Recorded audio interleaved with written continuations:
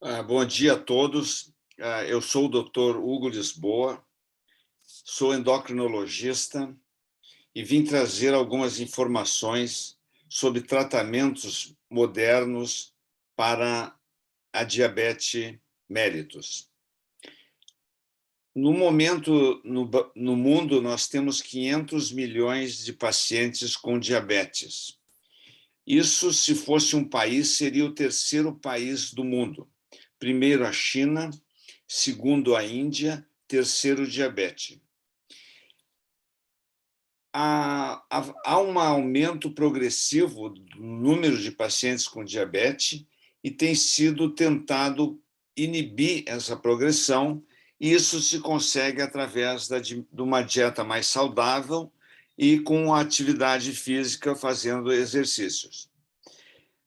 Mas aqueles que já estão 500 milhões de pacientes com diabetes, temos que procurar remédios que possam diminuir os efeitos deletérios que a glicose alta causa para o indivíduo. Mais recentemente, foram, então, pesquisados algumas medicações que saíam um pouco fora do habitual. Se eu dissesse que eu tenho tratamentos para diabetes hoje que atuam nos rins e que atuam no intestino, eu, há uns anos atrás, ia ser chamado de maluco. Mas, efetivamente, nós temos dois tipos de medicações que atuam nesses órgãos que eu lhes falei e que têm um efeito muito interessante.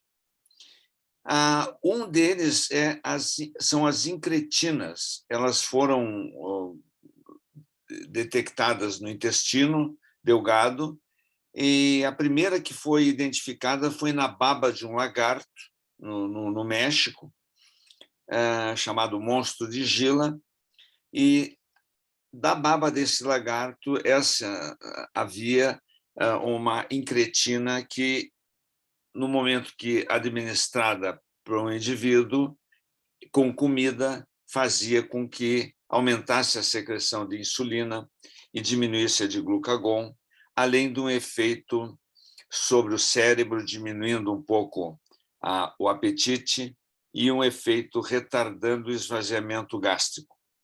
Essas incretinas, então, teriam efeitos múltiplos, interessantes.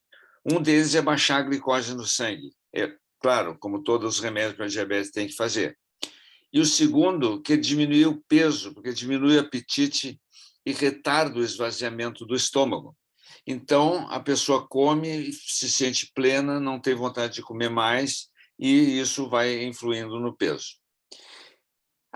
Eles foram chamados análogos do receptor do GLP-1, é um nome sofisticado, médico.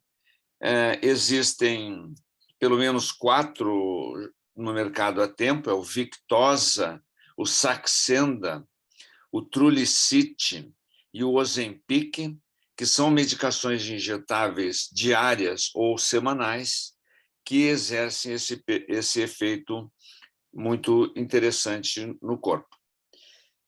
Depois da casca ou da raiz da macieira, detectou-se uma substância chamada florizina.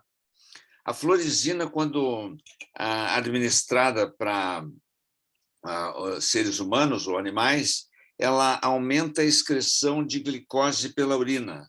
A pessoa começa a urinar mais glicose.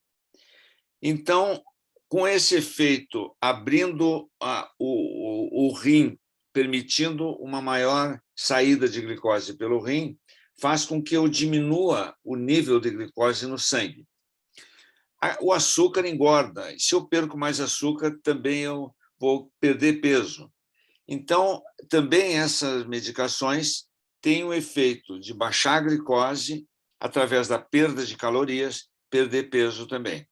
Como 80%, 90% dos pacientes com diabetes têm excesso de peso, se eu tenho 2 drogas que têm efeito sobre a glicose e sobre o peso, é muito interessante. São medicações muito apropriadas. Porém, nos estudos do desenvolvimento dessas medicações, observou-se que elas tinham efeito protetor cardiovascular, independente da glicose. Todos os outros remédios baixam a glicose, mas nenhum deles teve um efeito tão importante sobre prevenção de doença cardiovascular, prevenção de infarto, prevenção de derrame e prevenção de insuficiência cardíaca. Portanto, essas medicações que eu citei têm um efeito adicional e elas entraram com uma maneira muito forte no elenco das medicações para diabetes, que, tendo indicações, elas são bastante frequentes, as indicações, o uso vai ser praticamente premente, vamos ter que usar esse tipo de medicações. Então, análogos do receptor do GLP-1, as incretinas, e inibidor do SGLT2, que é a fluorescina, são as medicações para diabetes da moda. Ok, obrigado.